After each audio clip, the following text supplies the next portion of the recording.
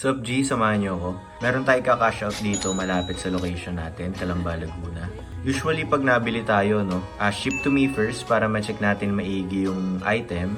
Tapos tsaka natin isesend yung bayad sa any bank or GCash. Or, kung gusto nila, napunta sila dito sa atin malapit. Kahit tiga Metro Manila sila, Cavite, Batangas. Para madali na lang din, meet up, bigay pera, tapos okay na. Let's go! Agreed price dito sa Fearless. Ay, di, yung sa Fearless, bro, baka hindi mo kaya ng 5K, 6 siguro. Gusto mo i-content natin 5K. Tignan ko lang din yung market, bro. Kasi pag Jordan 1, ang hirap na talaga i-move ngayon ng Jordan 1, bro. Kasi nasa, tinignan ko yan sa 20 plus. Kasi nagbabayad naman silang tax, may stocks sila, may rent, tapos... Sure, makikita mo yung market. 12,000 tapos ito bentahan ng bra nyo nasa 4 to 4.5. Alin?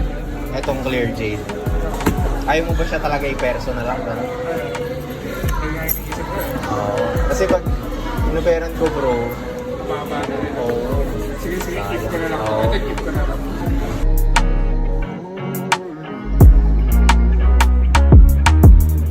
Check ko lang din yun.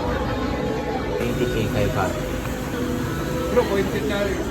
Ano? Ayun lang, plus 700. Pang-gas din ako. Plus 700. Total, ayun. Gusto mo, bro, coin flip 25 then 21. Okay lang sa akin. Okay.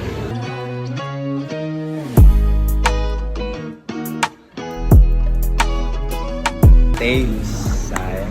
Check ko lang yung pairs, bro, tapos send ko sa yung bayad sa May bank ka ba? Gcash siguro. Gcash. Sige. Pwede rin cash, mag-withdraw lang ako kung gusto mo. Ayun na lang. Yun na lang. Sige, bro, check ko lang to. Ito yung mga kinash out natin sa Jollibee.